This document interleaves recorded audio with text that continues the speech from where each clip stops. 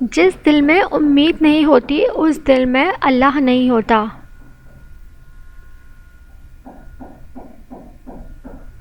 مومن کو کبھی خدا کی رحمت سے نا امید نہیں ہونا چاہیے۔ حالات کتنے ہی خراب کیوں نہ ہو جائیں، ہر کوئی تمہیں ٹھکرا سکتا ہے، لیکن